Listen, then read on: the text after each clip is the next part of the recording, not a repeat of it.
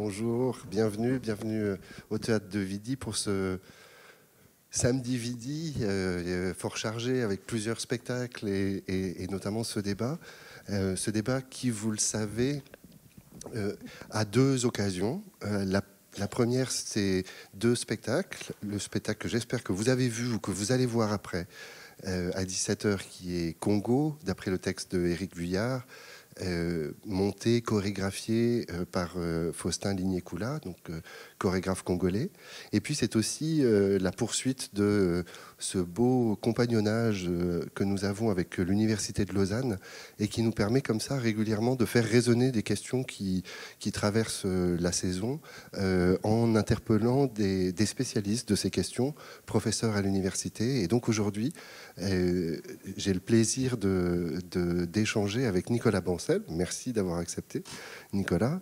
Nicolas, vous le connaissez peut-être, il est donc professeur à l'UNIL, à l'Institut des sciences du sport et à l'Institut d'études politiques, et spécialiste des questions coloniales, du fait colonial et des questions post-coloniales, qui vont être donc le sujet de notre discussion.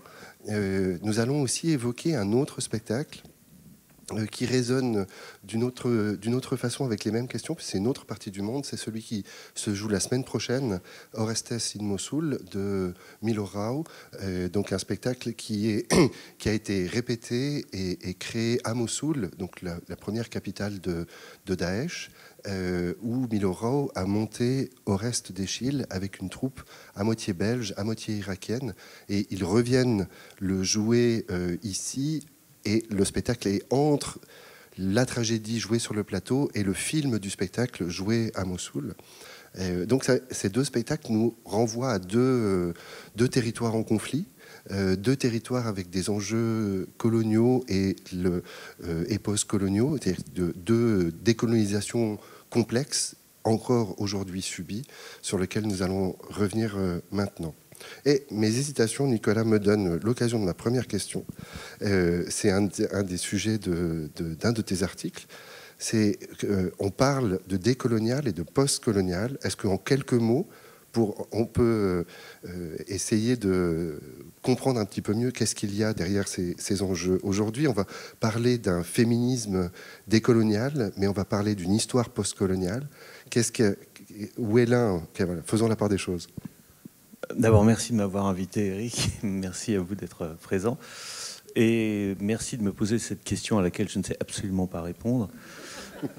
Je vais tenter une vague réponse. La question postcoloniale vient en fait de ce qu'on appelle les postcolonial studies, donc les études postcoloniales. Ce sont des historiens indiens, en fait, ça part des subaltern studies. Alors, je vais essayer d'être le plus clair possible, c'est un peu compliqué cette histoire. Les subaltern studies, donc c'est un groupe d'historiens indiens qui a décidé de renverser un peu l'historiographie de l'Inde, qui jusque-là faisait l'apologie en fait des élites indiennes pour expliquer la naissance du nationalisme et surtout la décolonisation de l'Inde. Et les subaltern studies se sont intéressés en fait aux castes, aux basses castes, aux populations paysannes, pour montrer comment elles-mêmes avaient participé à leur manière à la transformation politique de l'Inde pendant l'entre-deux-guerres, puis également à la phase des décolonisations.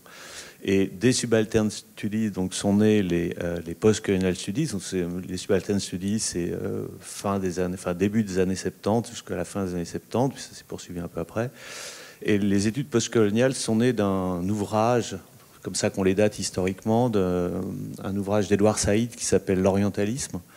Et Edouard Saïd essayait de montrer en fait que la colonisation affecte bien sûr les pays colonisés parce qu'ils sont dominés, parce qu'il y a des administrations coloniales qui s'implantent, parce qu'on transforme leur mode de vie, parce que la modernité s'implante de différentes manières, mais ça a aussi des effets dans les métropoles coloniales. Ce que montre Saïd, c'est qu'en fait, l'orientalisme, pour lui, c'est l'invention d'un Orient complètement fantasmatique par les Occidentaux. Et alors il prend trois exemples précis, hein. Il prend notamment les États-Unis, l'Angleterre et la France, et il montre comment toute une série de représentations orientales, entre guillemets, ont construit cet imaginaire autour de l'Orient, un Orient complètement, d'après lui, complètement fantasmatique, et qui a construit à la fois ces imaginaires sur les lieux orientaux, mais aussi sur les populations orientales, et fixant en quelque sorte pour de très longues décennies les images et les stéréotypes qui affectent donc les orientaux. Alors après, on a eu un ouvrage, par exemple, de The Invention of Africa, de Valentin Mudimbe, qui reprend la démarche de Saïd, qui fait à peu près la même chose pour ce qui concerne l'Afrique. Et voilà, l'intérêt des études postcoloniales, c'est de montrer que la colonisation n'est pas un phénomène uniquement de projection vers l'Europe, mais c'est aussi un phénomène qui transforme l'Europe, qui transforme l'Occident en profondeur. On est encore, en quelque sorte, colonisé par nos empires, si je puis dire. Et puis, les études décoloniales, alors c'est un courant, lui, qui s'ancre en Amérique du Sud, qu'on peut situer courant des années 80, qui est un courant... les différences ne sont pas absolument évidentes avec les postcolonial studies, sauf qu'eux, ils partent d'Amérique du Sud, où les décolonisations, comme vous le savez, sont beaucoup plus précoces, et ils essayent de comprendre non plus seulement on va dire les rapports entre le Nord et le Sud, entre les colonies et les métropoles, mais de comprendre l'impérialisme d'une manière générale comme un système monde, en fait, qui imprimerait, entre guillemets, de la colonialité partout, à la fois dans les ex-territoires colonisés comme dans les métropoles. Et dans l'acception contemporaine du décolonial, il y a une acception qui est aussi plus militante. Voilà, parce qu'il y a des groupes décoloniaux qui, eux, ont décidé de joindre l'action à la parole et voilà, d'engager un certain nombre d'actions, entre guillemets, décoloniales pour décoloniser ce qu'ils estiment être nos imaginaires, nos mentalités, nos politiques, etc. Mais si vous voulez en savoir plus, je vous recommande, il vient de paraître, Nicolas a fait paraître un petit que sais-je qui s'appelle Le postcolonialisme et qui est justement très précis. C'est pas cher du tout.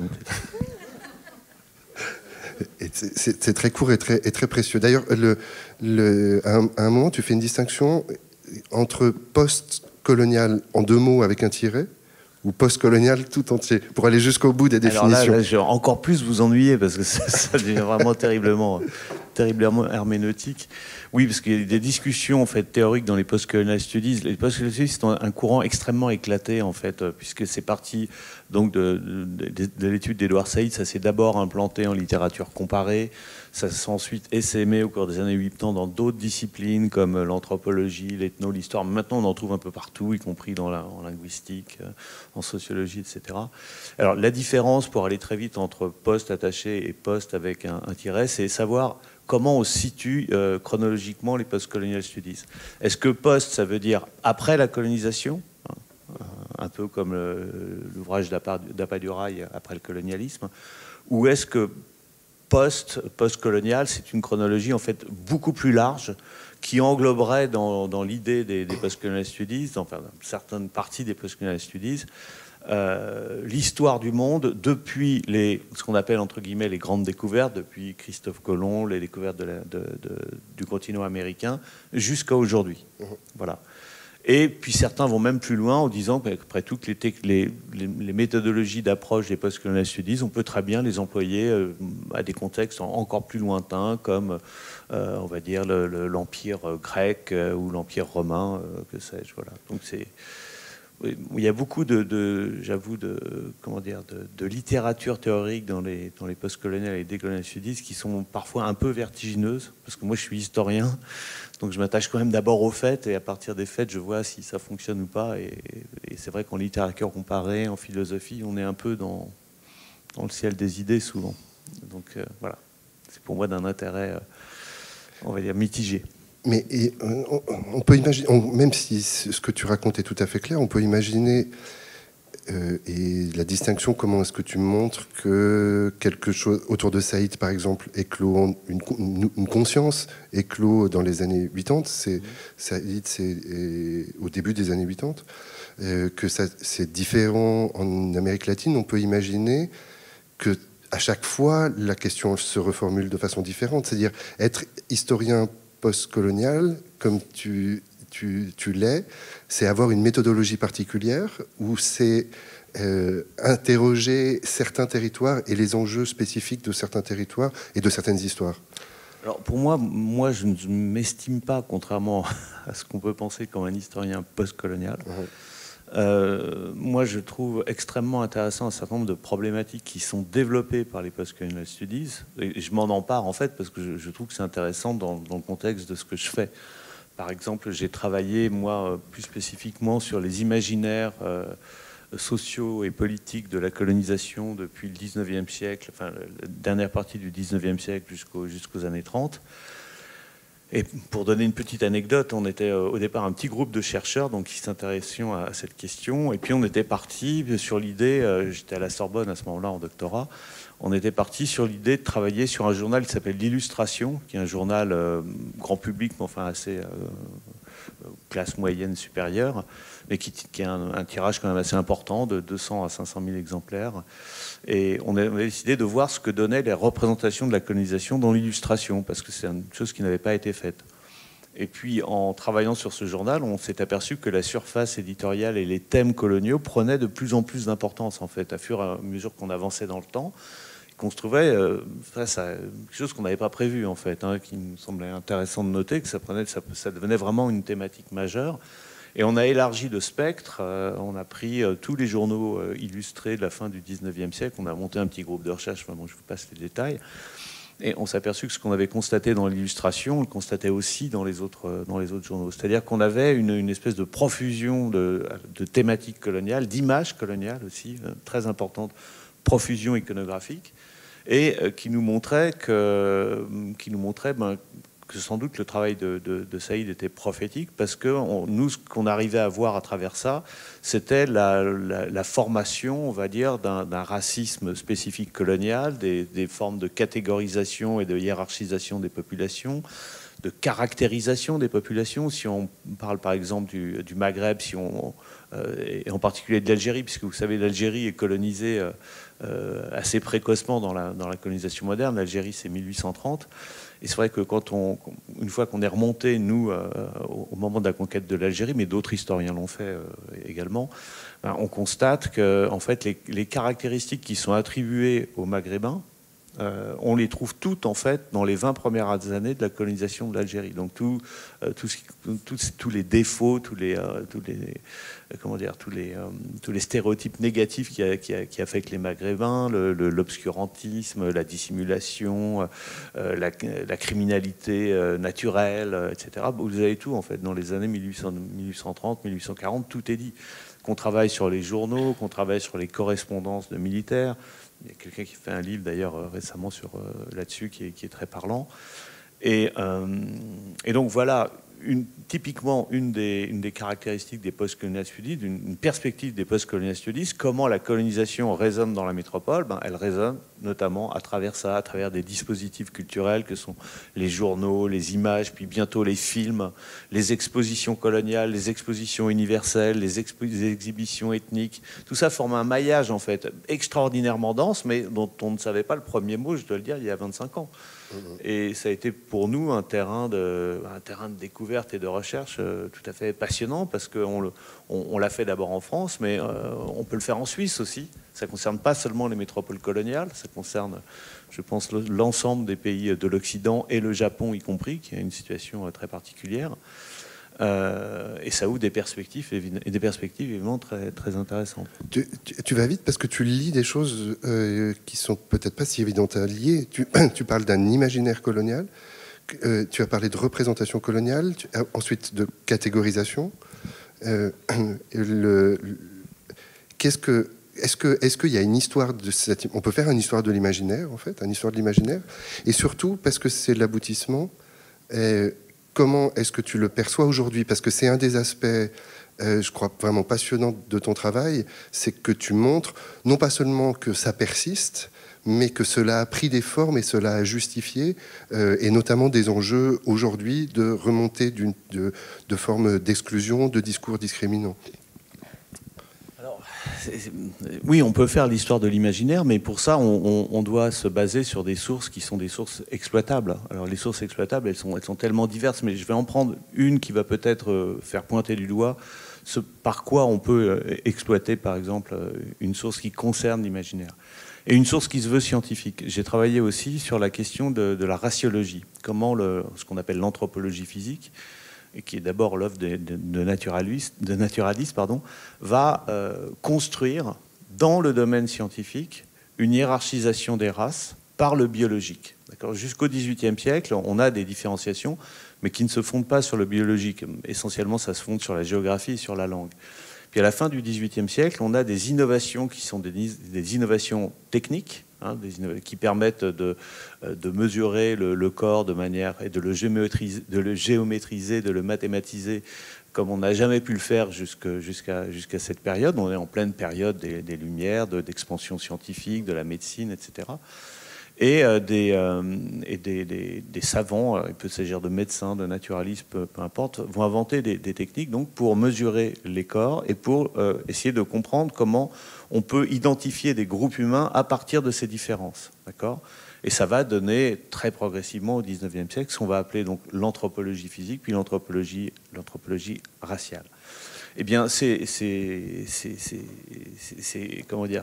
travaux sur les races, qu'est-ce qu'elles nous montrent ? Elles nous montrent qu'à un moment donné, dans la science occidentale, l'anthropologie va prendre une importance tout à fait considérable dans les manières de représenter les autres et va fixer en quelque sorte des frontières extrêmement claires qui sont des frontières non plus de nature, on va dire, civilisationnelle ou encore géographique ou linguistique, mais qui sont des frontières biologiques. Bon, très bien, on a des groupes différents et donc on n'a plus seulement les 5 races dans Linné au Buffon, on va avoir 18 ou 20 groupes raciaux qui vont être attachés des grands branches, peu importe. Mais ce qui est intéressant dans ce processus, au XIXe siècle, c'est que, enfin c'est même dès la fin du XVIIIe siècle, c'est que ces savants accolent des qualités, d'accord ? Par exemple, aux Arabes, ils vont accoler des qualités qui ne sont pas issues de leur déduction, qui sont en fait les idées dans l'air du temps. Simplement, eux vont faire découler ces qualités du biologique, d'accord ? Donc de la conformation biologique, ce qui fixe en quelque sorte et naturalise complètement ces stéréotypes. Et ça vaut pour toutes les races entre guillemets au XIXe siècle. Ben voilà un tout petit domaine de l'imaginaire scientifique. Mais qui est tout à fait fondamental. Il se passe quelque chose au XIXe siècle qui est en fait un renversement épistémologique majeur. Le fait que, encore une fois, on va déterminer les hommes par leur physiologie. Ça, c'est absolument fondamental. C'est le début de la raciologie. Ben, voilà quelque chose qui va se diffuser ensuite dans des espaces qui ne sont plus des cénacles scientifiques. Parce que là, on parle de gens qui communiquent à l'échelle européenne ou mondiale, mais qui représentent peut-être 1500 personnes, c'est rien. Hein. Mais par contre, ces théories, elles vont se diffuser par d'autres médiums. Elles vont se diffuser par les exhibitions ethniques, elles vont se diffuser bientôt par les manuels scolaires, elles vont se diffuser par tout un tas de médiums qui vont faire rentrer l'idée que non seulement les races existent, mais que ce sont les races qui produisent les inégalités de civilisation et donc d'intelligence, etc., entre les hommes. Voilà. Voilà un tout petit exemple, si tu veux, d'un matériel sur lequel on peut travailler. J'ai résumé ça en 5 minutes. Il faudrait des heures pour le faire, mais enfin, j'ai écrit un livre là-dessus. Donc, vous pouvez l'acheter aussi, il n'est pas cher. Mais tu parles de la fin du 19e, c'est ça Alors, l'origine, pour moi, le renversement, encore une fois, épistémologique, c'est la fin du 18e. C'est vraiment, voilà, c'est des gens qui vont rien vous dire, mais si je vous parle de Blumenbach, ça vous dit rien, mais si je vous parle, par contre, de la craniométrie, ça vous dit peut-être quelque chose. Ouais. Voilà, Blumenbach est le premier savant à avoir réuni dans son cabinet 400 crânes venus de différents hémisphères et qu'il a entrepris, voilà, de mesurer à la fois la cavité crânienne, le volume du crâne en fonction de chaque groupe ethnique d'origine. Il a aussi décidé de mesurer les crânes selon différents angles, le prognatisme, etc. Et ce qui lui a permis d'effectuer un premier classement qui était beaucoup plus savant et beaucoup plus sûr que le classement précédent qui était fait par je vais vous en douter avec ça. Mais disons que voilà, on est dans une séquence historique extrêmement importante parce que c'est une séquence de rationalisation en fait, une séquence encore une fois de rationalisation de la connaissance de l'homme, mais qui s'opère sur le fond de préjugés qui vont être perpétués avec du coup l'aura de la science, et ça va leur donner un poids, une épaisseur évidemment beaucoup plus forte que ce qu'elle pouvait avoir avant le XVIIIe siècle. Mais et à ce moment-là, on est à l'aube du grand siècle de la colonisation. Donc, est-ce qu'on fait le lien entre des enjeux scientifiques, disons, et cette rationalisation propre lumière, et des enjeux géopolitiques du siècle d'après? Alors, ce serait ça a l'air d'aller de soi, en fait. On se dit, bah oui, ils ont créé des races différentes, donc c'est normal qu'ils colonisent. Mais en fait, non. Je ne crois pas à cette théorie. Je pense que d'abord, il y a une certaine forme, quand on observe ces cénacles scientifiques, ils ont une certaine forme d'autonomie aussi. Alors, ils sont vraiment interconnectés au niveau mondial. Hein. Ça, on ne savait pas très bien non plus avant, mais il y a vraiment un vrai champ académique européen et américain qui est connecté sur ces questions-là. Par contre, je pense que c'est effectivement la création scientifique de ces races, c'est une des conditions de possibilité de la colonisation. Oui, ça je le pense, parce que ça va permettre notamment de développer des argumentaires politiques qu'on va retrouver dans tous les systèmes coloniaux, où on va expliquer que, comme le dit Jules Ferry, mais on trouve ça encore une fois en Grande-Bretagne, aux Pays-Bas, enfin partout, c'est le même argumentaire. Il y a des races inférieures, donc il y a un droit pour les races supérieures à coloniser. On est aussi en plein darwinisme social. Il y a un droit supérieur à coloniser. Un droit d'ailleurs qui est d'autant plus légitime que si on va dans les colonies, c'est pas pour exploiter les colonisés, mais c'est pour les élever.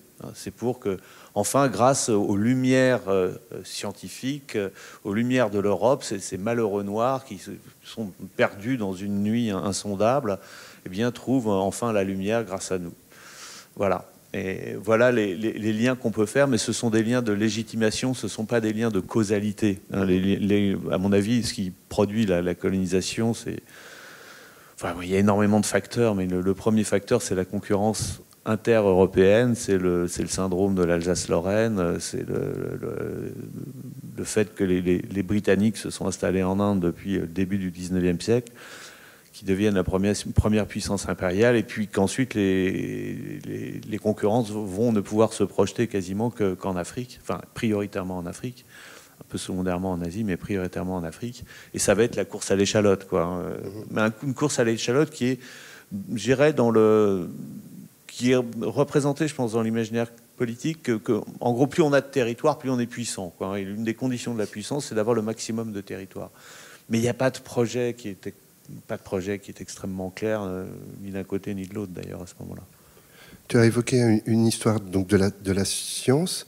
Tu as fait une autre histoire qui serait une histoire des représentations. Alors, on va y revenir plusieurs fois après, mais en particulier sur le sujet des zoos humains. C'est une publication à la découverte il y a un peu moins d'une dizaine d'années, un livre co-signé avec Pascal Blanchard, hein, c'est ça.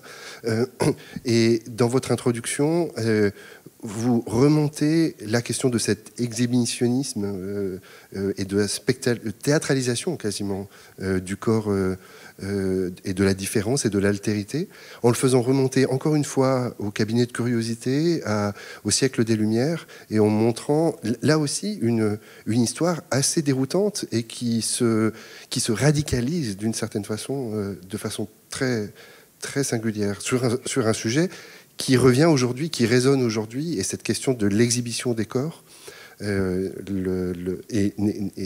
encore problématique, est encore complexe à comprendre et à appréhender lorsqu'elle surgit dans l'espace public d'aujourd'hui. On peut revenir sur cette histoire de... Alors là, c'est pareil, en 5 minutes, ça va être compliqué, mais je vais faire mon possible. Alors, qu'est-ce que c'est Nous, on appelait ça les zoos humains. Ça vous dit peut-être quelque chose, dont le zoo, comme les zoos animaliers. Les zoos humains, ce sont des exhibitions ethniques qui ont commencé à se développer au milieu du 19e siècle. Mais il y a un précédent qui est très célèbre, que vous connaissez peut-être, qui est la Vénus hottentote. Sans doute vous en avez entendu parler.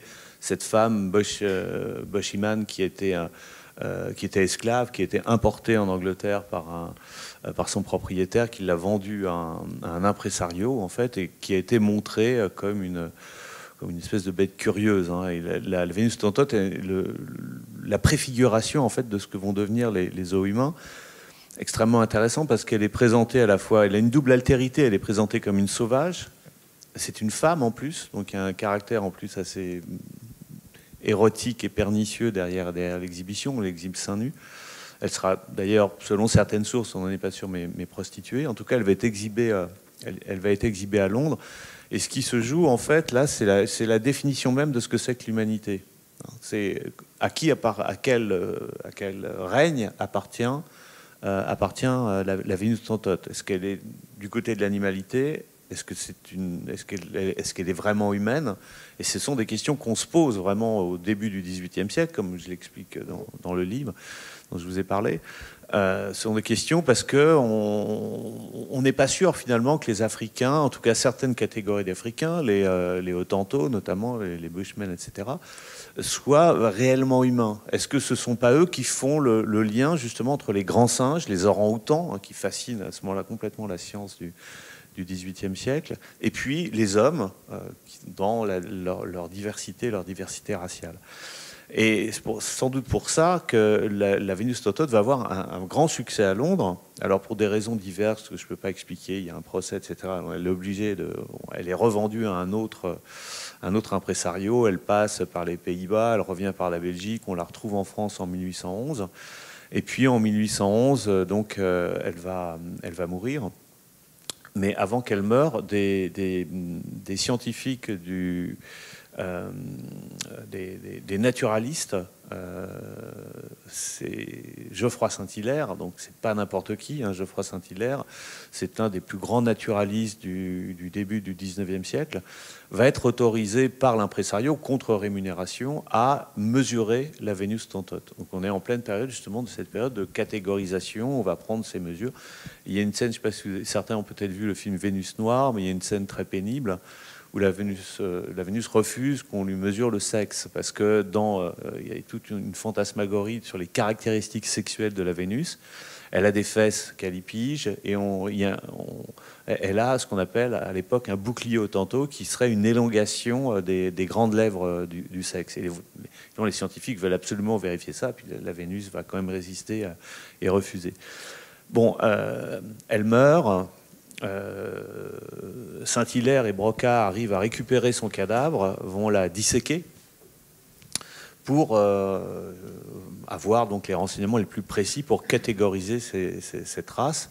Et si mes souvenirs sont bons, Saint-Hilaire fait un exposé à l'Académie de médecine quelques années après, je crois que c'est 1813-1814, où il explique justement la proximité de la Vénus autantote avec les grands singes. Hein, et il a une phrase qui est très significative justement de la folie de l'anthropométrie de l'époque, de la raciologie. Il dit les races au crâne déprimé, donc qui ont une certaine forme, hein, je ne peux pas revenir là-dessus, c'est trop compliqué, mais les races au crâne déprimé sont vouées à une éternelle infériorité. Vous voyez, donc on est sur la fixation de ces catégories et dans l'enfermement, l'essentialisation, la naturalisation de ces différences. Et ce qui va se passer avec les exhibitions ethniques, c'est que ça va devenir en fait un spectacle populaire. Ça commence à Londres au début des années 1850, et puis ça va commencer à se propager en Europe à partir de 1876.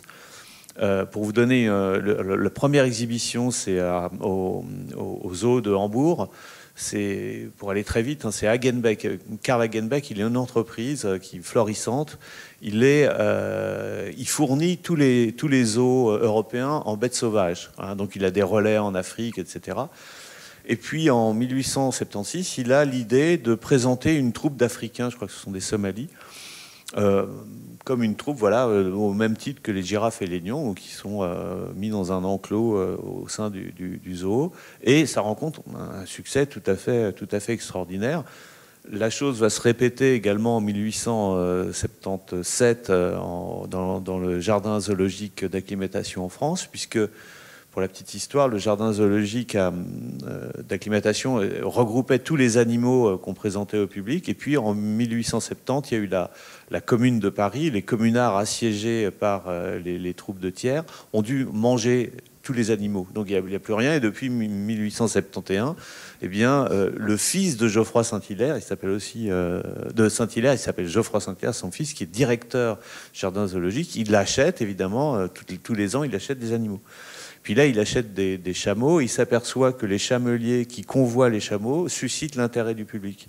Et il va commander donc à Genbeck, qui a déjà fait une première expérimentation, une troupe qu'on va retrouver au jardin zoologique d'acclimatation, là aussi, hein, tout à fait dans un zootope comparable à celui qu'on dresse pour les animaux. Et là, pareil, bingo, ça marche.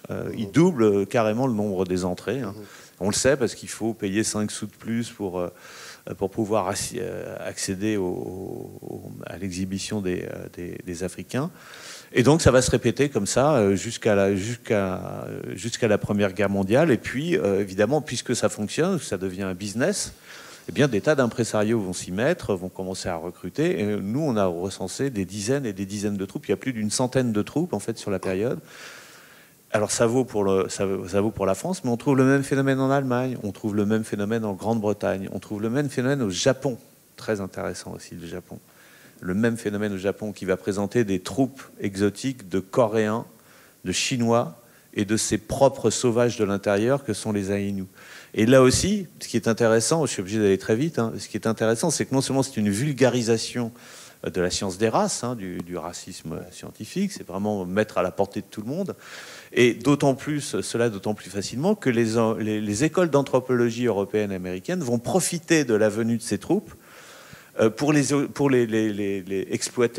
exploiter en termes scientifiques, donc mesurer leur corps, etc. Ça se fait contre rémunération au lieu qui les accueille, mais ça se fait aussi en échange en quelque sorte de certificat de racialité. Hein. Ce qu'on vous présente, c'est pas du flan, c'est vraiment la race qu'on vous a annoncée. D'ailleurs, vous expliquez ses caractéristiques physiques, ses défauts et ses qualités, etc.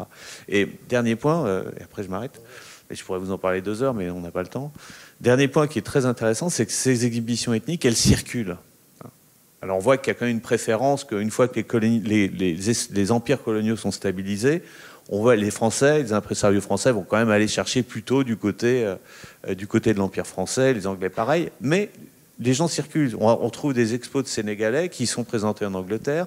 À l'exposition de 1904 à Saint-Louis, la grande exposition universelle de Saint-Louis aux États-Unis, on retrouve un village Aïnou présenté au Japon en 1898 à la grande exposition internationale japonaise. On le transporte en 1904 aux États-Unis. Le village noir qui est présenté à l'exposition de Marseille en 1896, on le retrouve également en 1904 à Saint-Louis. Et il y a comme ça un échange, une circulation, et des spectacles ethniques américains vont être également importés avec des Indiens, etc. Et notamment le plus grand spectacle, celui de Buffalo Bill, qui va rencontrer un succès énorme en cette fin de 19e siècle. C'est des centaines et des centaines de milliers de personnes qui l'ont vu en France, et des millions à l'échelle européenne, parce qu'il fait quasiment toute l'Europe. Et il y a comme ça, si vous voulez, c'est pour ça qu'on dit que ce n'est pas ce phénomène des exhibitions ethniques qui nous éclaire sur la construction concrète du racisme, hein, comme un dispositif culturel peut imprégner une société. Et ben, c'est pas un phénomène colonial au sens strict, puisque ça touche les pays qui sont rien à voir avec la colonisation. On en trouve en Pologne, on en trouve en Suisse. Hein. On en trouve dans d'autres nations qui n'ont pas de colonie. On en retrouve en Australie, en Nouvelle-Zélande, etc. Oui, il y a un village noir, une exposition nationale de Genève et une foire commerciale à Beaulieu, à Exactement. Lausanne. Et vous voyez, ce type de dispositif circule. Ça veut dire que nous ne sommes pas épargnés en Suisse. Mais ce n'est pas le seul type de dispositif. Quand on regarde, par exemple, les analyses qui sont produites par les anthropologues suisses, notamment Émile Young, sur l'exposition de Genève, il fait exactement la même chose que ce que font les Britanniques et les Français. Donc là aussi, ça encourage la construction d'une raciologie, entre guillemets, suisse, qui est bien représentée depuis un bout de temps par Louis Agassiz, comme vous le savez, qui fait aujourd'hui débat. Mais ça veut dire que les images dont j'ai parlé tout à l'heure, par exemple, ces images coloniales qui commencent à imprégner les journaux français et britanniques à la fin du 19e siècle, vous les retrouvez en Suisse, de la même manière. Le récit des grandes expéditions, les caricatures sur les Noirs, voilà. Nous sommes tous concernés. Dans le même, pour finir sur le zoo humain, vous relevez avec Pascal Blanchard des enjeux très forts, cette théâtralisation de l'autre, de l'altérité. Vous écrivez aussi que c'est une manière de fabriquer du national à ce moment-là et de marchandiser la différence en montrant ce sauvage qui peut être apprivoisé. Et on comprend comment est-ce que ça peut nourrir un discours raciste. Alors, ce qu'il faut savoir, c'est que donc, les exhibitions ethniques aussi, elles vont prendre différentes formes. Au départ, on est vraiment sur des exhibitions type zoo, quoi, très racialisées. Vous avez des enclos. Il est écrit que vous ne devez pas donner à manger aux indigènes parce qu'ils sont nourris. Enfin, on est vraiment... Non, mais je plaisante pas, c'est vraiment ça, quoi. Mais ça va se diversifier à la fin du 19e siècle, et notamment dans les expositions coloniales officielles. On va présenter des villages nègres, un peu comme on présente les villages suisses, bretons, etc., dans les grandes exhibitions. Des villages nègres, on va pouvoir même circuler parfois dans le village, donc côtoyer des Noirs, ils ne sont plus derrière des grilles, donc ça change quand même la nature. En tout cas, on est plus dans une démarche paternaliste que raciste au sens de la raciologie, comme on peut être sur les zoos humains. Puis ça se décline aussi, ça se décline au théâtre. Sylvie Chalaï a très bien observé ça. Ça se décline dans toutes sortes de spectacles vivants, d'ailleurs. Donc ça imprègne vraiment la culture. Alors comment est représentée l'altérité ? Je vais prendre deux exemples.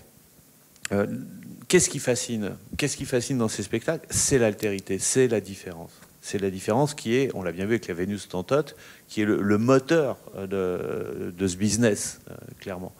Et donc, plus on avance dans le temps, plus il faut des exhibitions quand même qui soient un peu plus extraordinaires que ce qu'on a pu nous montrer jusque-là. On est toujours dans le principe de l'exclusivisme et de la spectacularisation. Et on voit bien que dans l'entre-deux-guerres, on a d'un côté les expositions officielles qui vont refuser des exhibitions de type racial, parce que qu'est-ce qu'on fait quand on monte des... Je vais vous donner un exemple très précis pour illustrer mon propos. Exposition internationale coloniale de 1931 en France. Plus grande exposition coloniale française. 32 millions de tickets vendus. 32 millions de tickets vendus. Ça veut dire 8 ou 9 millions de visiteurs. On est bien dans une démarche d'exposition de masse, quoi. C'est extraordinaire. 9 millions de visiteurs pour une expo. Et dans cette exposition doivent être présentées une tribu de cannibales Kanaks, parce que les cannibales Kanaks, ça marche. Hein. Ça marche partout. On leur met un os dans le nez. Ils sont en panne. Ils poussent des cris de guerre. C'est terrible. Ça attire les foules. Mais le maréchal Lyautey, qui a été nommé en 1927 commissaire général de l'exposition, voit ce programme des cannibales Kanaks, dit non, on n'en veut pas question. On s'ensuit des négociations avec l'impresario. Puis l'impresario est embêté parce qu'il a déjà commencé à recruter en Nouvelle-Calédonie. Alors, pour la petite histoire, les cannibales Kanaks recrutent l'impresario. C'est en général des petits commis d'administration, des aides instituteurs, pratiquement que des gens qui parlent français, qui sont au milieu occidental, ce qu'on appelle les évolués, et à qui l'impresario a fait croire qu'ils allaient représenter la Nouvelle-Calédonie à la grande exposition coloniale française. Et donc, et on trouve d'ailleurs dans cette troupe l'ancêtre de Christian Carambeu, qui est un célèbre footballeur français. Voilà. Et il expliquera d'ailleurs que c'est à cause de ça qu'il refusait de chanter la Marseillaise pendant la Coupe du Monde 98. Bon, peu importe, je m'égare. Et donc, il est bien embêté puisqu'il a sa troupe. Et on comprend la démarche de Lyautey. Lyautey dit, mais si vous commencez à montrer des sauvages cannibales Kanaks dans une exposition coloniale qui est consacrée à la gloire de la France, de la mission civilisatrice, ça montre qu'on a raté notre coup. Hein, on n'a pas fait du tout de mission civilisatrice puisqu'il y a encore des cannibales Kanaks, donc ça ne marche pas. Donc non, pas de cannibales Kanaks. Alors, il est bien embêté, et sur le bateau, il explique aux recrutés que finalement, ils vont devoir jouer les cannibales Kanaks, parce qu'il a trouvé une solution. Il va les mettre au zoo de Vincennes. Voilà. Le zoo de Vincennes va présenter l'exhibition des cannibales Kanaks, donc les malheureux sur le bateau comprennent qu'ils vont devoir jouer les sauvages, alors qu'eux, toute leur vie, ils l'ont passé justement à s'occidentaliser. Donc ils doivent jouer les sauvages. Et ils sont embêtés, mais bon, ils ont un contrat, ils ont été payés, et puis comment faire, quoi? Il faut retourner, ils n'ont pas d'argent, bon, ils vont jouer les cannibales Kanaks. Et l'exposition des cannibales Kanaks, donc, c'est une exhibition qui se trouve entre les girafes et les lions. Vous payez 5 sous en plus. Et puis, il y a un spectacle qui est particulièrement apprécié des Parisiens, c'est le dîner des cannibales.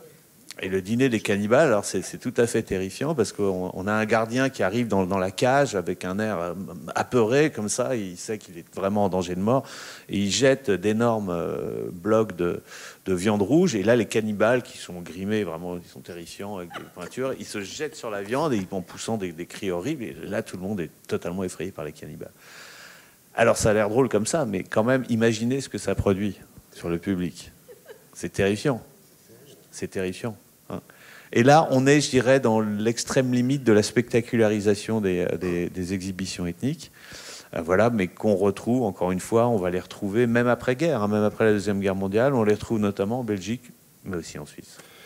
C'est ce qu'on voit par la science ou par ces exhibitions humaines. C'est comment il y a une fabrique des représentations qui se met en place.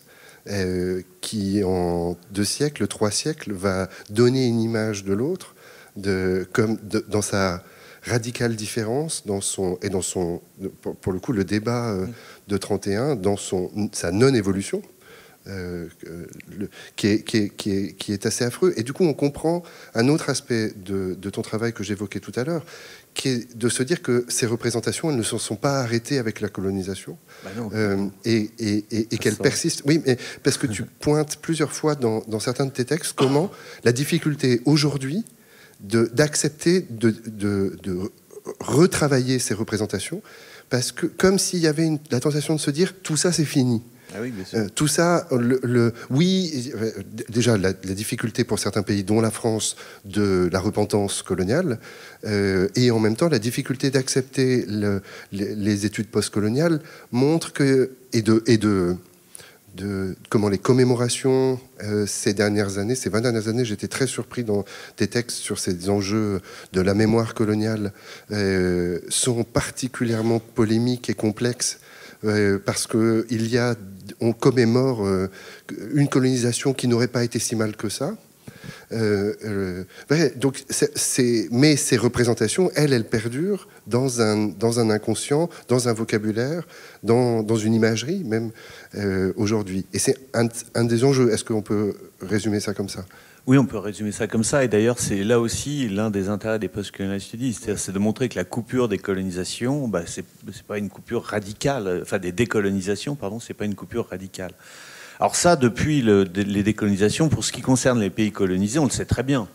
Vous comme moi, on voit bien qu'effectivement, il y a des suites de la colonisation dans les pays décolonisés, parce que il suffit de regarder, je prends n'importe quoi, mais je prends le Gabon, Total est implanté au Gabon, donc en gros c'est Total qui fait le budget du Gabon, tous les conseillers des ministres gabonais après 1960 sont des Français. Il y a des réseaux qui persistent. Si je prends le cas de la France, que je connais le mieux, vous avez des bases militaires qui ont été pendant très longtemps entretenues. Il en reste d'ailleurs. Il y a une politique culturelle qui est développée vers ces pays, ce qu'on appelle les centres culturels français, la francophonie, etc., etc. Et la France a soutenu pendant 50 ans des régimes dictatoriaux, y compris en intervenant militairement dans plusieurs États.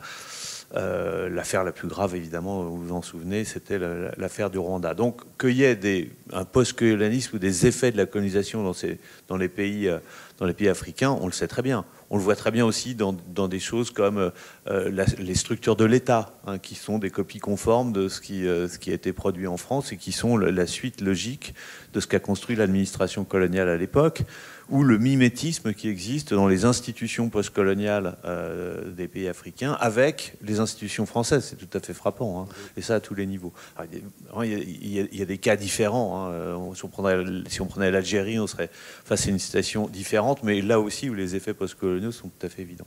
Mais par contre, ça, on arrive à le penser, c'est ce qu'on a appelé successivement le néocolonialisme, le néo-impérialisme, etc., les théories de la dépendance. Donc tout ça, c'est connu par les historiens, les politistes, comme extrêmement bien, et ça pose aucun problème. Par contre, quand on dit qu'il y a des effets de la colonisation dans les pays colonisateurs, alors là, ça pose problème. Ça pose problème, on se dit, bah non, pas du tout. Nous, on n'a jamais rien eu à voir avec ça. Et quand on fait des interviews d'ailleurs d'acteurs, c'est très marrant de voir comme tous nous disent, bah non, nous, on n'a rien à voir avec la colonisation, mais que tous, ils ont allé à l'exposition coloniale de 31, ils ont vécu telle chose en rapport avec la colonisation. Et là, pour le coup, si on se place d'un point de vue un peu méta, ben, on voit bien que les effets de la colonisation dans les pays colonisateurs, post-coloniaux, ils existent. Et ils existent notamment au niveau, comme tu l'as dit, des représentations. Et des représentations. Ça aurait été merveilleux si tous ces stéréotypes s'étaient effondrés comme un seul homme après 1962, la fin de la conquête de l'Algérie, ou après les émeutes de 67 en Guadeloupe, ou l'indépendance de Djibouti en 75, peu importe. Ça aurait été bien, mais c'est pas vrai.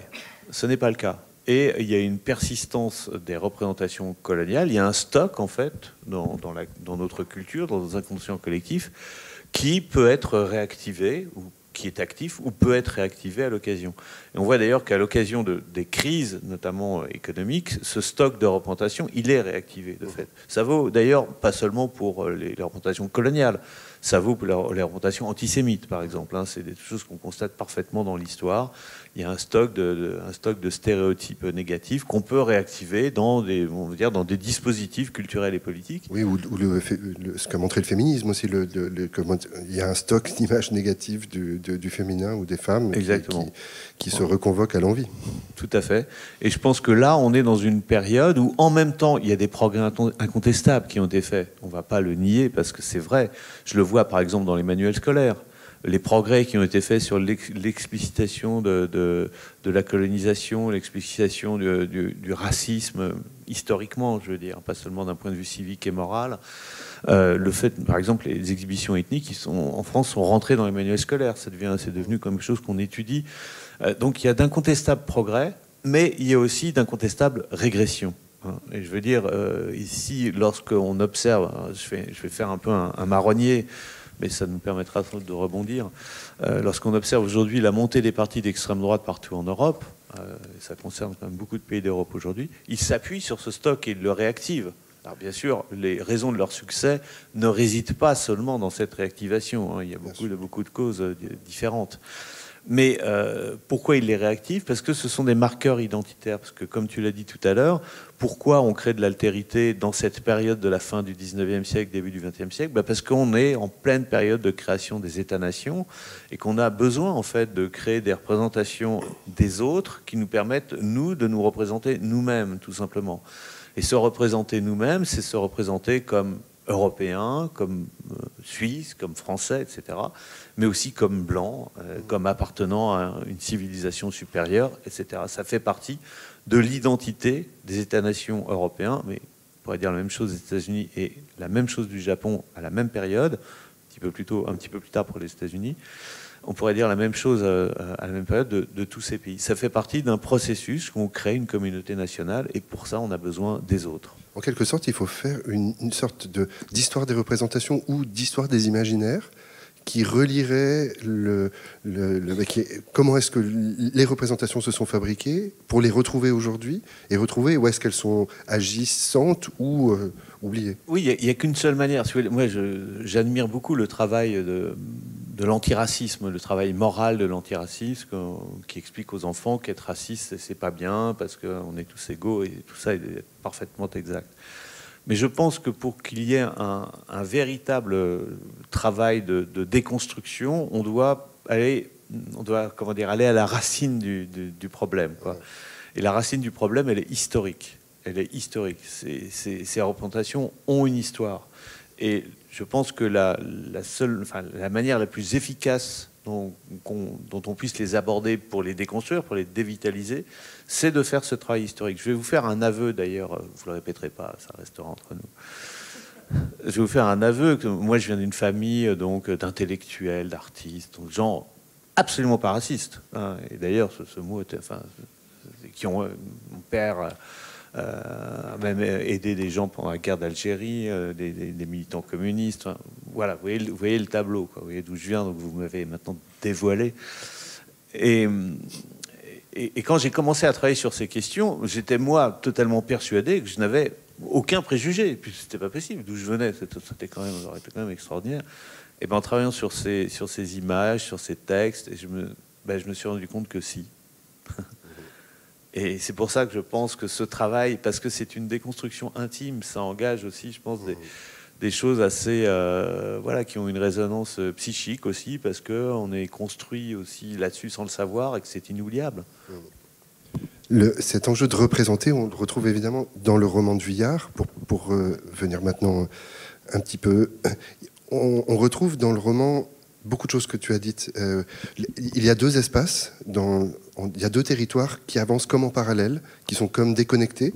Il y a donc la conférence de Berlin en 1882, convoquée par Bismarck, qui rassemble tous les pays européens, plus la Turquie, plus la Russie, plus les États-Unis. Et vous savez, où pendant 3 mois, les délégués diplomates de ces pays vont prendre une carte de l'Afrique et dire, bon, la colonisation s'est faite un peu de façon dispersée, organisons-nous, et ils vont tracer des traits et décider quelle partie de l'Afrique appartient aux uns et aux autres. Et puis en parallèle, le jeu de Léopold II, le roi des Belges, qui achète les rives, les territoires autour du fleuve Congo, qu'il l'achète non pas en tant que roi, il l'achète en tant que propriétaire terrien, il l'achète comme une propriété à lui. Et dans le roman, on a en parallèle ce qu'il se passe en Afrique, là-bas, les explorations, notamment autour de quelques figures d'explorateurs, dont le plus célèbre est probablement Stanley, et il y a une sorte de déconnexion totale entre les deux, et ce qui les lie, c'est la violence de l'explorateur, qui est celui qui fait le pont. Par ses images, par ses récits, et aussi par comment est-ce qu'il défriche, il massacre pour installer, envoyer des cartes et installer ce qui pourrait devenir une gigantesque exploitation au service de quelqu'un pour garder sur Congo. C'est deux espaces séparés et la violence comme lien. Oui, mais tu as tout dit, hein, moi. Pour te faire.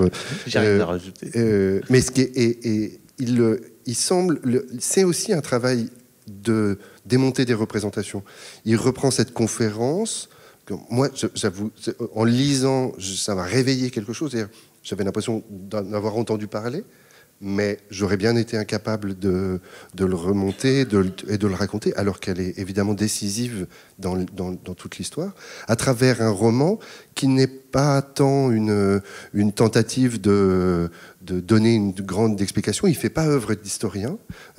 Il se permet d'ailleurs, il décide qui de qui il tire le portrait, en quelque sorte. D'ailleurs, il tourne beaucoup autour de personnages et d'enjeux, de personnes. Mais il y a un enjeu, il me semble qu'on rejoint ce qu'on dit là, de réveiller des représentations, dire quelque chose d'oublié de l'histoire, qu'il a fait évidemment dans des autres enjeux. Comment tu le lis comme historien, une œuvre de romancier?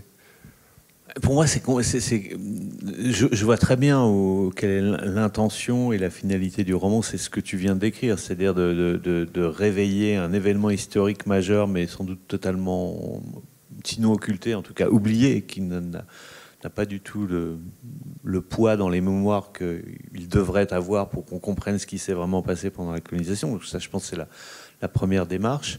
Et puis, comme tu l'as dit, de lier ça à des problématiques plus contemporaines, parce qu'il y a des tas d'allers-retours, en fait. Voilà. Alors, moi, évidemment, en tant qu'historien, je trouve ça intéressant du point de vue littéraire, mais je suis un peu, j'apprends pas grand-chose, pour être franc. Voilà, j'apprends pas grand-chose. Et parfois, ça peut être, le procédé peut être dangereux dans le sens où justement on a l'impression que tout est toujours pareil quoi qu'il arrive. Or ça, je pense que c'est pas vrai. Je pense que les choses se transforment aussi. Entre le passé et le présent ? C'est ça que je veux dire. Ouais. Tu vois, où on voit bien où il veut en venir, où il fait la biographie du descendant de Chaudron de Courcelles en disant qu'il est dans les affaires, qu'il préside, voilà, que bon, et je pense que ça. En même temps, je suis très admiratif parce que littéralement, je serais tout à fait incapable de faire ça. Je pense que c'est utile parce que ça joue sur encore une fois, sur une histoire qui n'est pas connue, qui est terrible. Je pense d'ailleurs, et j'étais un peu surpris dans le roman, qu'il n'insiste pas plus sur le Congo, parce que c'est quand même là un événement majeur, quoi. de la colonisation en Afrique, le scandale de la gestion, entre guillemets, du Congo par Léopold II. Et voilà, donc ça, donc je comprends la démarche, mais je pense qu'il y a, voilà, pour un historien, ça va rester comme quelque chose peut-être d'inachevé, si je puis dire. J'espère que je ne choque pas. Non, non, pas du tout. Au contraire, c'est là pour être discuté. Toute œuvre d'art, elle est là pour être discutée, pas pour affirmer. Donc, et l'enjeu, il est passionnant. Et c'est aussi un enjeu de représentation. Il parle beaucoup de photographie, de comment est-ce qu'on montre, comment est-ce qu'on légitime ce qu'on est en train de faire, et à travers des photographies qui sont absolument affreuses. Qu'il ne fasse pas œuvre d'historien, c'est le gage peut-être de réveiller autre chose et de travailler autre chose. Et ça, je pense que tu as raison. Je pense que le grand intérêt, c'est effectivement que peut-être lire de l'histoire, c'est un peu ennuyeux, c'est rationnel. Là, on passe par en fait des choses qui sont plus émotives, qui sont plus suggestives, qui font appel peut-être à des formes de réflexion intérieure que ne saurait pas stimuler un historien, peut-être à des chocs salutaires. Exactement. Voilà. Et je pense que c'est plus la démarche du romancier que celui de l'historien. C'est d'ouvrir la piste qui va peut-être amener à lire de l'histoire. Eh ben, Mais c'est pour ça que je suis un très mauvais critique, des livres d'histoire. Mais c'est vrai qu'il a eu le prix Goncourt. Avec un roman après, L'Ordre du jour. L'Ordre du jour. Mais c'est vrai que tu vois, par exemple, là on s'éloigne un peu, mais un livre comme Les Bienveillantes, qui a eu aussi le prix Goncourt, là, moi, je suis scié. Je suis scié parce que le travail qu'a fait Jonathan Little sur l'histoire, je ne suis pas un spécialiste de la Deuxième Guerre mondiale, mais je connais quand même bien, est tout à fait extraordinaire. Quoi. Et là, avec les armes de la littérature, mais de l'histoire combinée, bon, il a mis 10 ans à écrire son livre, mais il fait un livre, bon, les 100 dernières pages sont ratées, mais il fait un livre quand même tout à fait fantastique. Ouais. C'est vraiment le premier livre de fiction que je lis sur le nazisme qui est cette dimension-là. Comme quoi, c'est possible aussi. Tu vois, mais probablement que l'un a pour enjeu l'histoire, Jonathan Little, c'est pas sûr chez Vuillard. Que ce soit exactement sa question. Possible. Ouais. C'est plus davantage une question des représentations et des imaginaires. C'est possible. Et de comment est-ce que des résonances entre le passé et le présent se trafiquent, d'une certaine façon. Juste un mot sur le spectacle de Milorra pour l'Orestie. Vous savez peut-être la seule trilogie tragique qui nous est restée complète.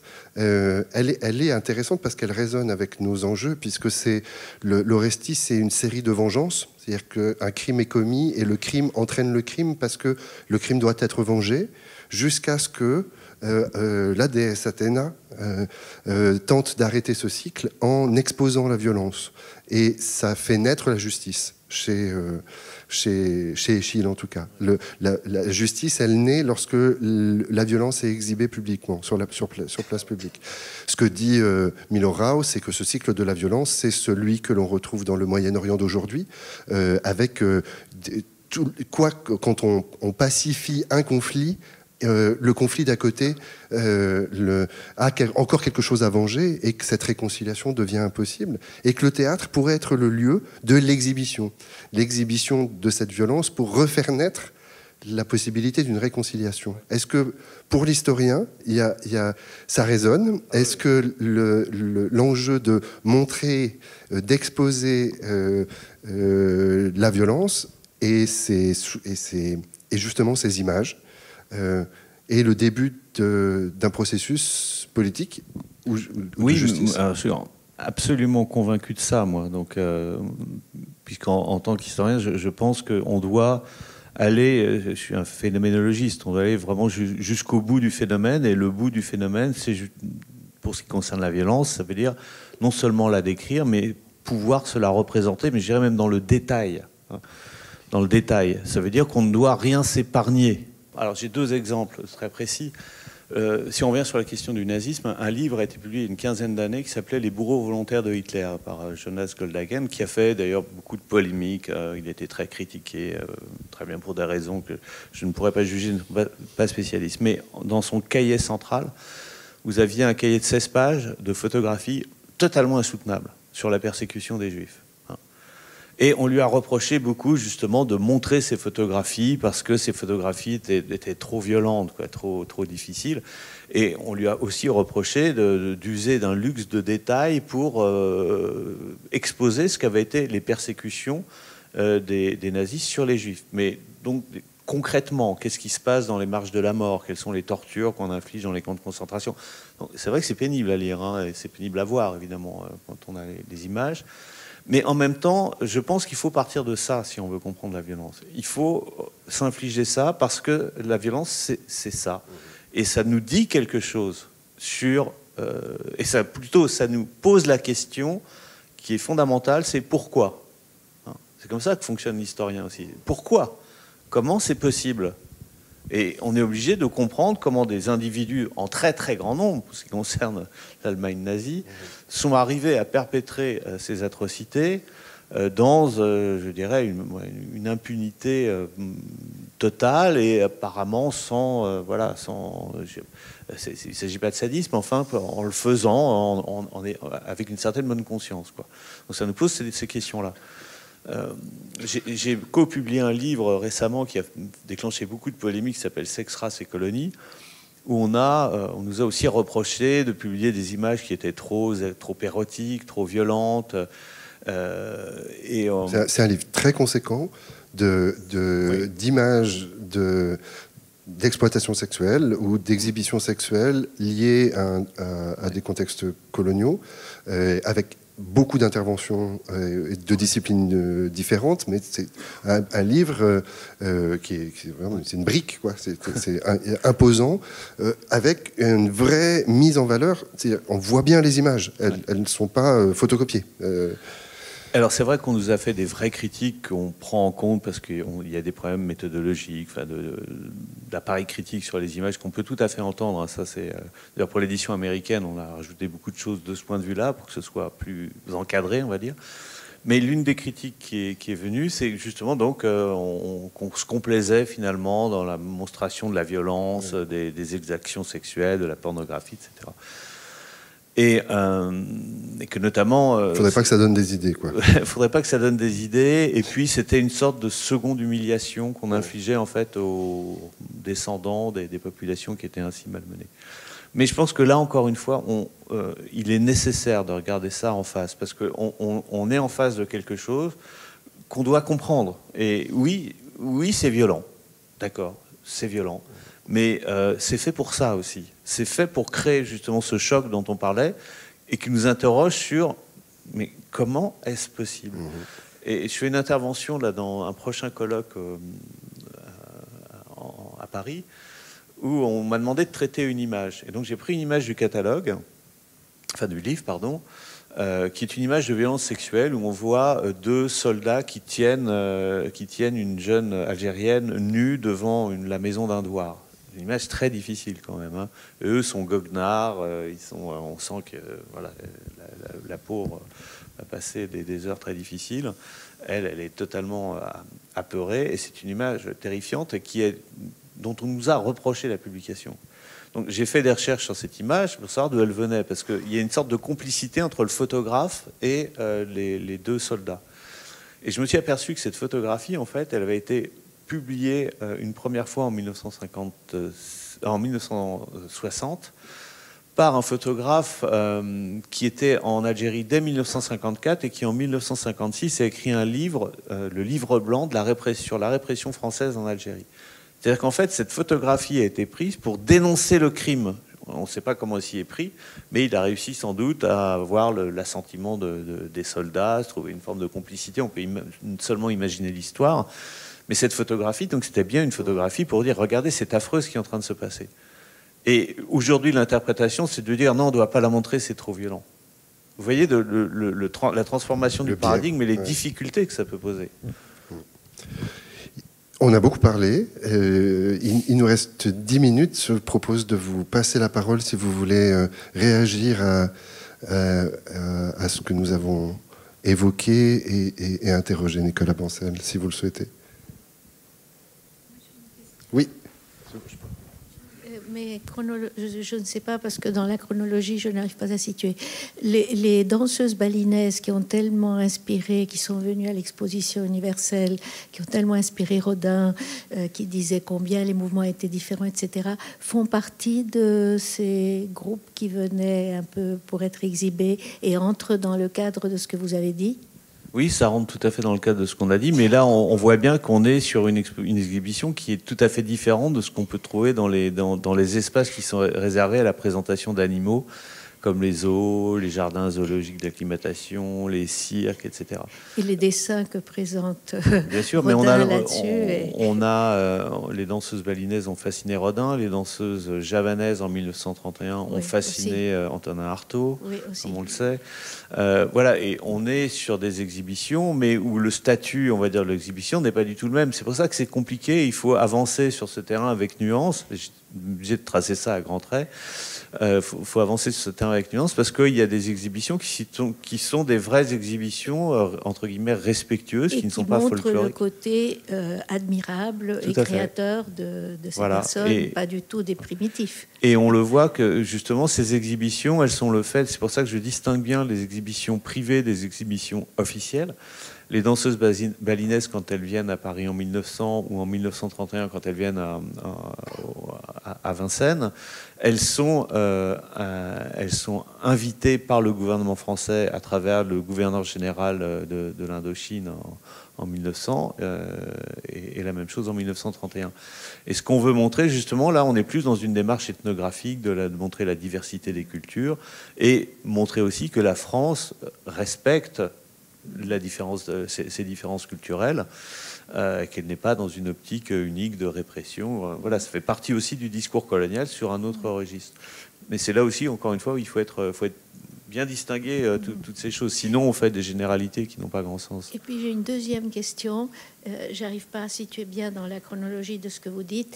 Quel rapport il y a entre les études naturalistes des peuples primitifs et, à peu près vers la même époque, les études scientifiques occidentales sur de Lombroso, les crânes de Lombroso, et comment on pouvait accuser l'utiliser comme accusation pour des personnes qui avaient fait des délits, et comment on pouvait dire à propos de tel ou tel crâne si telle personne pouvait être plus ou moins pathologique, dangereux, enfermé dans des hôpitaux psychiatriques et dans les sous-sols avec traitement d'insuline et autres électrochocs et autre chose. Ça, c'était l'autre question. C'est une autre question. En fait, il s'agit, ce que vous évoquez, donc l'utilisation de l'anthropologie physique dans les études criminelles, ça part de Lombroso, donc ce qu'on appelle l'anthropologie criminelle de Lombroso, italien, qui va utiliser en fait les mêmes techniques anthropométriques, mais lui sur des populations italiennes, qu'il ethnicise aussi entre les populations du nord et du sud, et il va essayer de trouver des récurrences en fait physiologiques pour voir s'il y a des types physiques de criminels, de meurtriers, de voleurs, d'escrocs, etc. Et ça va effectivement servir, cette anthropologie criminelle, elle va servir ensuite dans les enquêtes criminelles en Italie, pour vérifier, en tout cas pour apporter des preuves supplémentaires sur la culpabilité d'un individu en fonction de son profil physiologique. Est-ce qu'il y a des textes qui les ont rapprochés les textes les uns sur les autres, Lombroso et ce que vous racontez c'est parfaitement évident, oui. Il y a une thèse sur l'anthropologie criminelle, donc elle existe. Alors, il faudrait que je donne les références, je me souviens plus, c'est une thèse italienne, mais c'est limpide, hein, puisque Lombroso, il utilise tout le corpus de connaissances qui a été mis en place tout au long du 19e siècle par l'anthropologie raciale. Donc il y a là-dessus, c'est un rapport absolument limpide. Une autre question, je crois, Sacha. Ah oui, merci Eric. J'ai une question de l'applicabilité de cet enseignement et de la méthode des études postcoloniales à la situation actuelle et tournée vers l'avenir. Donc, vous nous avez montré un magnifique tableau sur 2 siècles de l'institutionnalisation et déinstitutionnalisation du racisme, qui montait, qui est descendu sans que ce soit fini. Mais enfin, on voit à peu près le trajet. Alors, si on prend les formes actuelles du colonialisme qui sont encore en train de monter, comme par exemple les récits et les représentations du consumérisme, de la primauté de l'économie, croissance économique, exploitation de ressources, enfin tous ces problèmes qui sont vraiment les problèmes de notre temps d'aujourd'hui et des 50 ans à venir. Est-ce que cette manipulation d'imaginaire, finalement, comme mécanisme colonial, est-ce que les enseignements de la science que vous pratiquez peuvent nous aider à décortiquer ça et à mieux le gérer? Alors, je suis obligé d'aller très vite, hein, vous m'excusez, mais je vais essayer d'être très court là-dessus. D'abord, c'est pas ma science, moi j'ai écrit un livre là-dessus, je ne me considère pas comme un historien postcolonial, encore une fois.